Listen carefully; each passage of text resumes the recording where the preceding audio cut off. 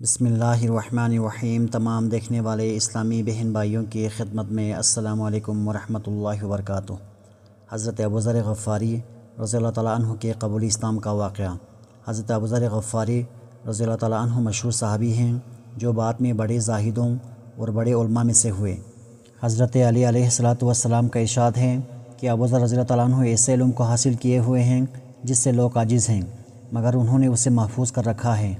جب ان کو حضور اقدس صلی اللہ علیہ وآلہ وسلم کی نبوت کی پہلی خبر پہنچی تو انہوں نے اپنے بھائی کو حالات کی تحقیق کے واسطے مکہ بھیجا کہ جو شخص یہ دعویٰ کرتا ہے کہ میرے پاس وحی آتی ہے اور آسمان کی خبریں آتی ہیں، اس کے حالات معلوم کریں اور اس کے کلام کو غور سے سنیں۔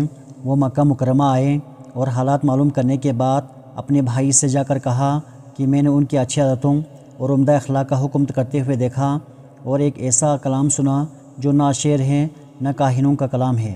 ابوذر کی اس مجمل بات سے تشفی نہ ہوئی تو خود سامان سفر باندھا اور مکہ پہنچے اور سیدھے مسجد حرام میں گئے۔ حضور صلی اللہ علیہ وآلہ وسلم کو پہچانتے نہیں تھے اور کسی سے پوچھنا مصلحت کے خلاف سمجھا۔ شام تک اسی حالت میں رہے۔ شام کو حضرت علی علیہ السلام نے دیکھا کہ ایک پردیسی مسافر ہیں۔ مسافروں کی، غریبوں کی، پردیسیوں کی خبر گیری، ان کی ضرورتوں کو پورا کرنا ان حضرات کی گٹھی میں پڑا ہوا تھا، اس لیے ان کو اپنے گھر لے آئے، میزبانی فرمائی، لیکن اس سے پوچھنے کی کچھ ضرورت نہ سمجھی کہ کون ہو، کیوں آئے ہو۔ مسافر نے بھی کچھ ظاہر نہ کیا۔ صبح کو پھر مسجد آ گئے اور دن بھر اسی حالت میں گزرا کہ خود پتہ نہ چلا اور کسی سے دریافت کیا نہیں۔ غالباً اس کی وجہ یہ ہوگی کہ حضور صلی اللہ علیہ وآلہ وسلم کے ساتھ دشمنی کے بہت سے قصے تھے۔ آپ کو اور آپ کے ملنے والوں کو ہر طرح کی تکلیفیں دی جاتی تھیں۔ ان کو خیال ہوا ہو کہ صحیح حال معلوم نہیں ہوگا اور بدگمانی کی وجہ سے مفت کی تکلیفیں علیحدہ رہی۔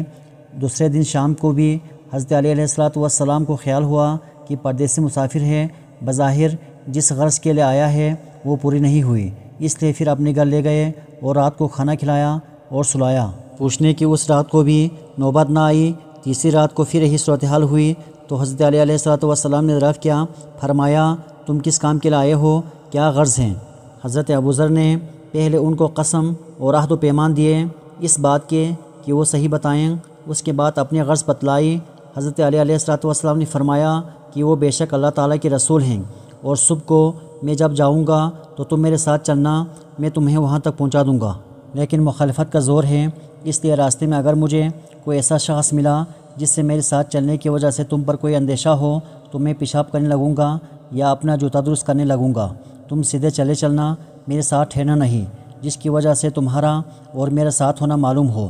چنانچہ صبح کو حضرت علی علیہ السلام کے پیچھے حضور صلی اللہ علیہ وآلہ وسلم کی خدمت میں پہنچے۔ وہاں جا کر بات چیت ہوئی، اسی وقت مسلمان ہو گئے۔ حضور صلی اللہ علیہ وآلہ وسلم نے ان کی تکلیف کا خیال فرمایا کہ اپنے اسلام کو ابھی ظاہر نہ کرنا، چپکے سے اپنے قوم میں چلے جاؤ، جب ہمارا غلبہ ہو جائے اس وقت چلے آنا۔ انہوں نے عرض کیا، یا رسول اللہ، اس ذات کی قسم جس کے قبضے میں میری جان ہے کہ اس کلمہ توحید کو ان بے ایمانوں کے بیچ چلا کر پڑھوں گا۔